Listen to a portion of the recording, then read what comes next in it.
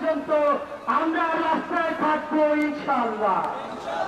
ফিলিস্তিনের জনগণকে বলতে চাই, তোমরা কেন পুরো পৃথিবীর মানুষ তোমাদের সাথে রয়েছে।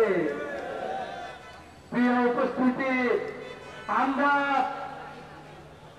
ফিলিস্তিনের জনগণকে তাদের যেভাবে 6 লক্ষ শিশুকে পক্ষাঘাতগ্রস্ত করার মতো তারা আয়োজন সম্পন্ন করে ফেলেছে, আমরা দেখতে পেলাম যে ফিলিস্তিনকে গাজাকে ঘুরিয়ে তারা গাজাকে শূন্য করে দিতে চায়। কিন্তু ফিলিস্তিনের মানুষরা যে চেতনা ধারণ করেছে, আমি বিশ্বাস করি মুসলিম বিশ্ব পুরো পৃথিবী ফিলিস্তিনের চেতনা ধারণ করবে ইনশাআল্লাহ। যদি আমরা ফিলিস্তিন ভাষীর চেতনা ধারণ করতে পারি, আমরা মুক্তি পাবো ইনশাআল্লাহ। আসসালামু আলাইকুম।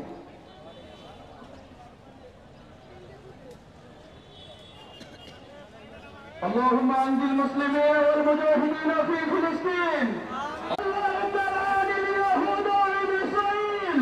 اللهم خالف بين كلمتهم وزلزل اقدامهم وانزل بهم باسك الذي لا ترده عن القوم المجرمين. امين. সম্মানিত উপস্থিতি, বাংলাদেশ ইসলামী ছাত্র শিবির ঢাকা মহানগর শাখা কর্তৃক আয়োজিত আজকে এই বিক্ষোভ মিছিল উত্তর সমাবেশে এ পর্যায়ে প্রধান অতিথির বক্তব্য রাখার জন্য বিনীত আহ্বান জানাচ্ছি বাংলাদেশ ইসলামী ছাত্র শিবিরের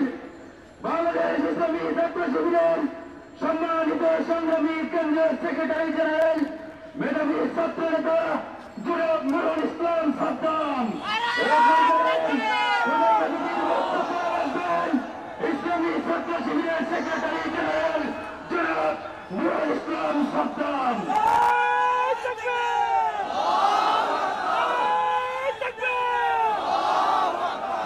আলহামদুলিল্লাহ ওয়াসসালাতু ওয়াসসালামু আলা মান লা নাবিয়্যা বা'দা ওয়া আলা আলিহি ওয়া আসহাবিহি আজমাইন।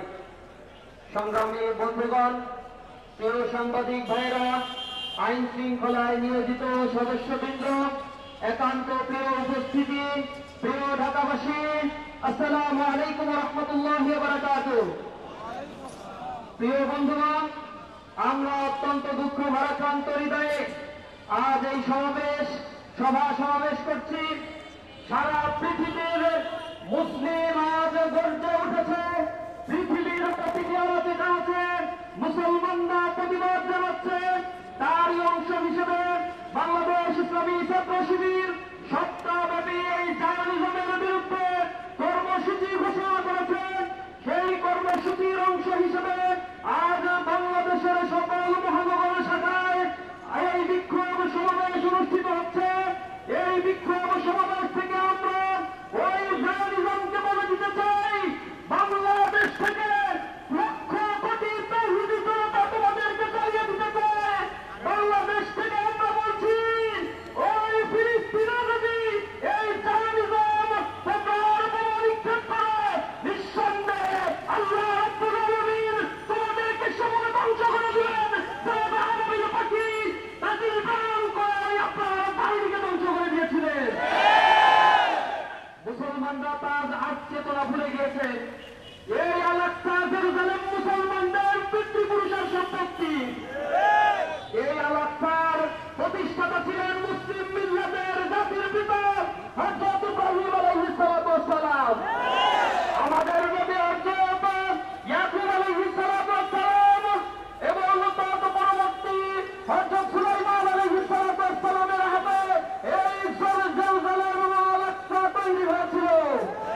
সুতরাং মুসলমানদের এই পুরাতন ভূমি থেকে যারা মুসলমানদেরকে বিরত রাখার জন্য, বিতাড়িত করার জন্য চক্রান্ত করছে, তোমরা জেনে রাখো, আমাদের গায়ে রক্ত থাকে, রক্ত থাকা সত্ত্বেও আমরা অন্যায় মেনে নেব না ইনশাআল্লাহ। আমরা দীপ্ত কণ্ঠে বলে দিতে চাই, আজ পর্যন্ত 2 বছর ধরে অনবরত বোমা নিক্ষেপ করা হয়েছে।